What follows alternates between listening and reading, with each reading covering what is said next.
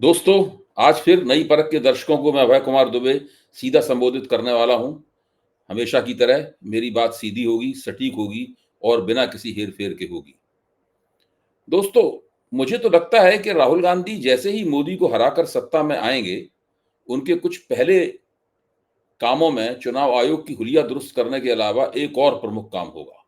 यानी राहुल गांधी का जो बिल्कुल शुरुआती एजेंडा होगा, उसमें चुनाव आयोग की हुलिया को दुरुस्त करना तो होगा ही, जिसकी वो घोषणा भी कर चुके हैं, लेकिन उसमें एक और काम शामिल होगा। आप समझ ही गए होंगे कि मेरा इशारा किस ओर है। मेरा इशारा साफ है। श्रीलंका, बांग्लादेश और नेपाल में कराए गए सत्ता परिवर्तन के बाद, मैं यहाँ शब्द का इस्तेमाल कर रहा हूँ, कराए गए, किए गए नहीं। देखिए, अगर कहीं कहीं किसी देश के हुक्मरान नालायक हैं, जनविरोधी हैं, देश की प्रगति उनके नेतृत्व में नहीं हो रही है, अर्थव्यवस्था गर्त में जा रही है और वो बुरी तरीके से भ्रष्ट हैं, वो लोकतांत्रिक प्रक्रियाओं के तहत हुकूमत नहीं चला रहे हैं, तो उनके खिलाफ बगावत करना हर देश की जनता का अधिकार भी है और दायित्व भी है। लेकिन क्या वो बगावत स्वतः स्फूर्त तरीके से हो रही है, या कुछ विदेशी शक्तियां उस असंतोष का लाभ उठाकर उस बगावत को एक खास मोड़ दे रही हैं? इस बात पर भी निगाह रखना हमारा काम है। इसीलिए मैं कह रहा हूं कि श्रीलंका, बांग्लादेश और नेपाल में कराए गए सत्ता परिवर्तन के बाद अब यह पूरी तरह साफ हो गया है कि समूचे दक्षिण एशिया में अमेरिकी ताकतें और उनके मुकाबले चीनी ताकतें एक जबरदस्त योजना के तहत काम कर रही हैं। वे इस पूरे क्षेत्र को अमेरिका इस पूरे क्षेत्र को चीनी प्रभाव से मुक्त कराना चाहता है और चीन इस पूरे क्षेत्र को अपने शिकंजे में लेना चाहता है। और ऐसा करने के लिए ये दोनों ताकतें भारत के अंतर्राष्ट्रीय हितों को ठेस पहुंचाने से एक पल भी नहीं हिचक रही हैं। पहले भारत के आसपास के देश चीन के शिकंजे में फंसे जा रहे थे। चीन उन्हें बड़े-बड़े कर्ज देता था, उसके बाद अपनी पैठ बना रहा था। अब एक तरह से दक्षिण एशिया अमेरिका के गाल में समाता जा रहा है। यह कोई छिपी हुई बात नहीं है कि अमेरिका कहीं भी, कभी भी बड़ी सक्षमता से किसी भी जगह जन विद्रोह इंजीनियर कर सकता है और कर रहा है। लेकिन भारत का विदेश मंत्रालय और इंटेलिजेंस तंत्र हाथ पर हाथ रख के बैठा है। न तो चीन को टक्कर दे पा रहा है, न ही अमेरिका को टक्कर दे पा रहा है, न ही वह इन देशों की गतिविधियों का कोई पूर्वानुमान लगाने में समर्थ है। मेरा विचार है कि राहुल को भारत की विदेश नीति और विदेश नीति के प्रतिष्ठान और सुरक्षा प्रतिष्ठान में बड़े परिवर्तन करने होंगे।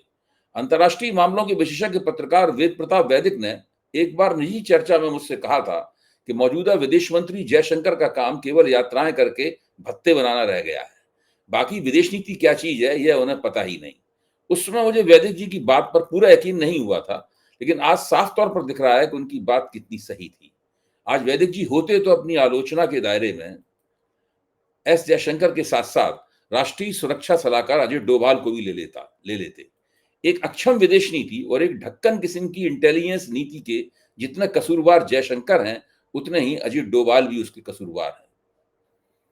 राहुल गांधी आजकल अक्सर कहते सुने जाते हैं कि रिटायर भी हो जाओगे तो तुम्हें खोज निकालेंगे, छोड़ेंगे नहीं, बच नहीं पाओगे।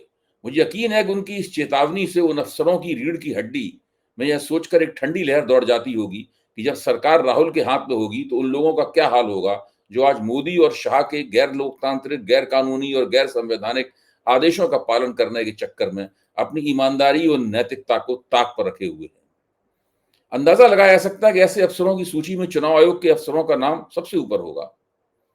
लेकिन पहले श्रीलंका, फिर बांग्लादेश और अब नेपाल की घटनाओं के बाद लगने लगा है कि राहुल गांधी ने अपनी सूची में देश की बड़ी जासूसी संस्थाओं के अफसरों और इंचार्जों के नाम भी जोड़ लिए होंगे। इन एजेंसियों में रिसर्च एंड एनालिसिस विंग और इंटेलिजेंस ब्यूरो के नाम तो निश्चित रूप से होंगे। साथ ही मोदी सरकार के राष्ट्रीय सुरक्षा सलाहकार अजय डोभाल का नाम भी ऐसे अफसरों की सूची में शीर्ष पर होगा। मौजूदा विदेश मंत्री एस जयशंकर भी राहुल गांधी की कड़ी समीक्षा से नहीं बच पाएंगे। इन लोगों के ऊपर वैदेशिक मामलों में भारत के हितों की रक्षा करने की जिम्मेदारी है।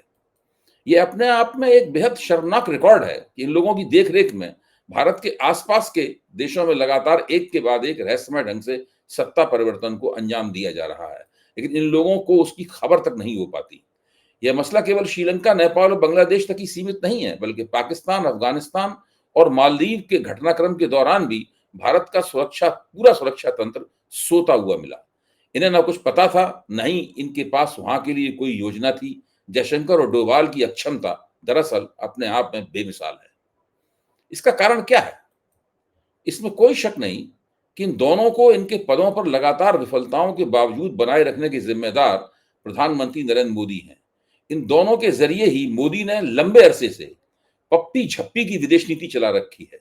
इसका मुख्य मकसद मोदी के दूसरे देश के नेताओं के साथ फोटो खिंचवाने और फर्जी तरीके से मोदी को विश्व नेता करार देने के अलावा कुछ नहीं रह गया है। दोस्तों, देश हाल के वर्षों में भारत के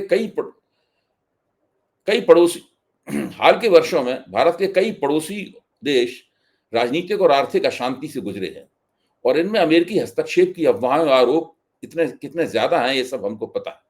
हालांकि अमेरिका ने इन आरोपों से इनकार किया, लेकिन अमेरिका का इतिहास बताता है कि इन आरोपों में काफी दम हो सकता है। 2024 में शेख हसीना सरकार का तख्ता पलट छात्र प्रदर्शनों से शुरू हुआ, जो कोटा सिस्टम के खिलाफ था।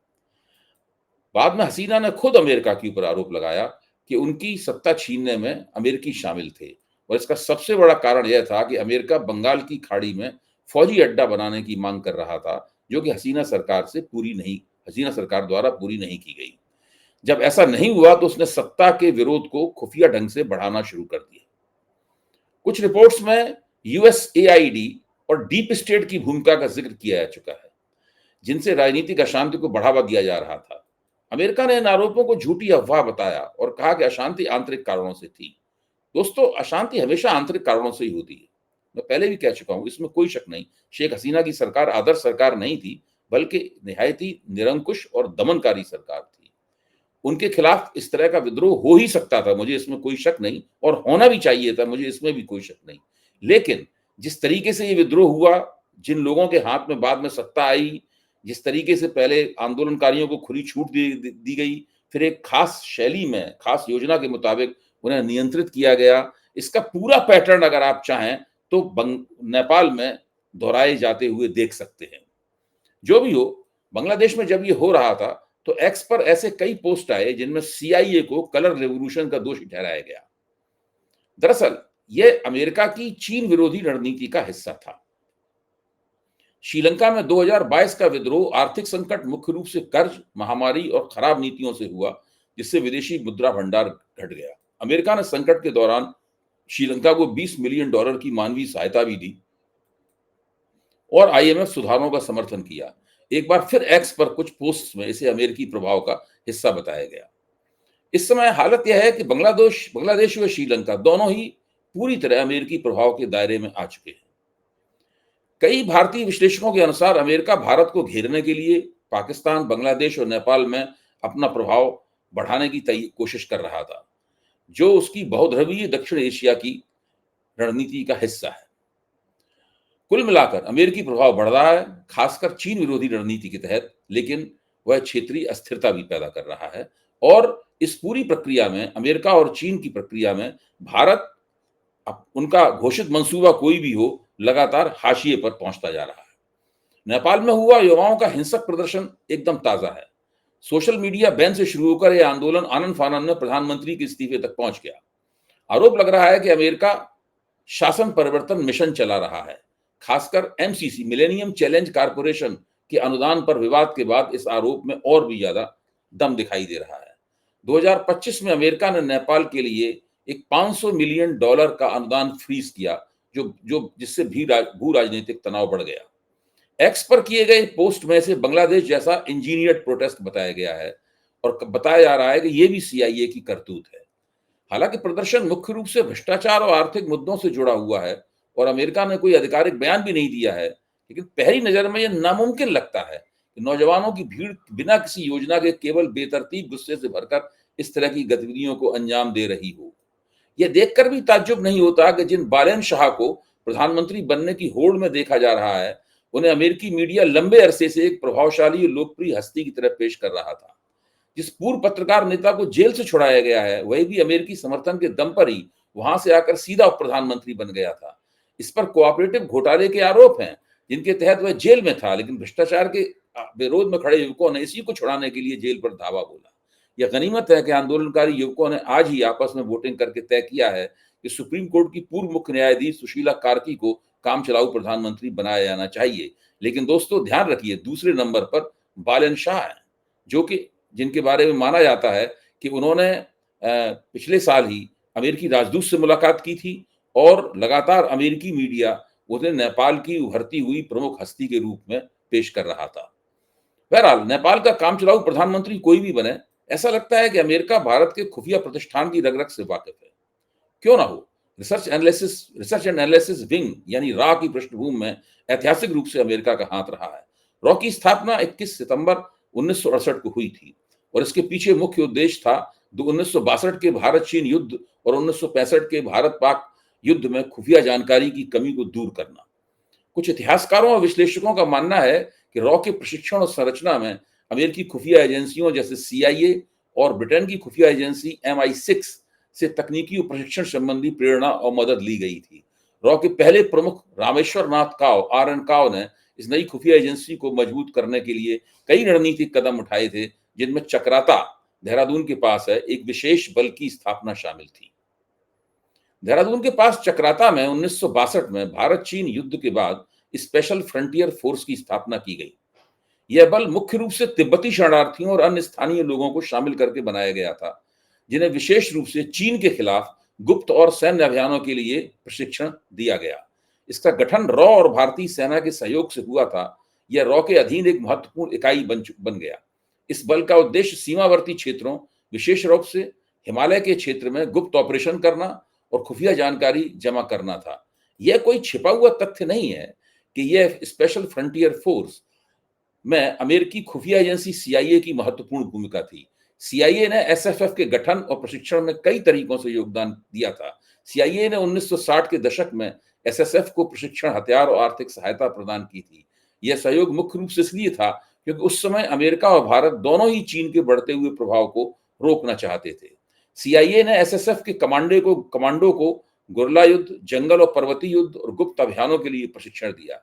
इसके लिए नेपाल के मुस्तांग क्षेत्र में एक मुस्तांग बेस यानी एक प्रशिक्षण शिविर भी स्थापित किया गया, जहां तिब्बती शरणार्थियों को विशेष रूप से ट्रेनिंग दी गई। CIA ने हथियारों, विस्फोटकों और खुफिया तकनीकों में इन लोगों को विशेषज्ञता प्रदान की। 1964 में SSF ने हवाई युद्ध प्रशिक्षण शुरू किया। इसमें भी CIA का महत्वपूर्ण योगदान था। कमांडो को पैराशूट और हाई एल्टीट्यूड लो ओपनिंग HALO तकनीकों में प्रशिक्षित किया गया, जो गुप्त अभियानों के लिए आवश्यक था। 1971 में भारत पाकिस्तान युद्ध, बांग्लादेश मुक्ति संग्राम के दौरान स्पेशल फ्रंटियर फोर्स ने महत्वपूर्ण भूमिका निभाई, लेकिन इसके बाद भारत और अमेरिका के बीच में संबंधों में तनाव आ गया, जिसके कारण CIA ने SFF के प्रशिक्षण और फंडिंग से खुद को अलग कर लिया। यह निर्णय मुख्य रूप से शीत युद्ध के दौरान अमेरिका और चीन के बीच संबंध सुधारने की कोशिशों के कारण भी लिया गया था। दोस्तों, भारत को एक मजबूत ताकत बनाने के लिए राहुल गांधी को जिन सुधारों के बारे में सोचना है, उनमें भारतीय खुफिया एजेंसियों को उन अमेरिकी प्रभावों से निकालने की योजना भी मुख्य है, जो जन्म से इन एजेंसियों के कामकाज पर हावी है। यही कारण है कि बांग्लादेश में जब हसीना के खिलाफ अमेरिकी ताकतें अपनी योजना को अंजाम दे रही थीं, तो उन्हें पता था कि उसे भारतीय गुप्तचरों की आंखों से कैसे छिपाना है। मैं पक्के तौर पर कह सकता हूं कि जब तक डोभाल और जयशंकर जैसे अक्षम प्रभारियों के हाथों में भारत का खुफिया तंत्र और विदेश नीति रहेगी, तब तक भारत इसी तरह से असहाय सा ताकता रहेगा और अमेरिका जैसी ताकत दक्षिण एशिया में मनचाही हरकतें करती रहेगी और चीन के साथ उसका शीत युद्ध चलता रहेगा, जो इस समय भारत चाहकर भी न तो उसके बारे में कुछ पता लगा पा रहा है और न ही उसकी कोई रोकथाम कर पा रहा है। धन्यवाद दोस्तों। अगर आपको मेरा यह जानकारीपूर्ण वीडियो पसंद आया है तो आप हमारे चैनल को सब्सक्राइब करें, नई परख को बार बार देखें और अपने मित्रों से भी कहें कि वे इसके साथ जुड़ें, अपने सहयोगियों से भी कहें कि वे अपने साथ जुड़ें। और मेरा तो ये मानना है कि भारत में राजनीति की समझ बहुत ज़रूरी है प्रत्येक नागरिक के लिए, इसलिए अपने परिजनों से भी कहें कि वे भी इस चैनल के साथ जुड़ें। बहुत बहुत धन्यवाद।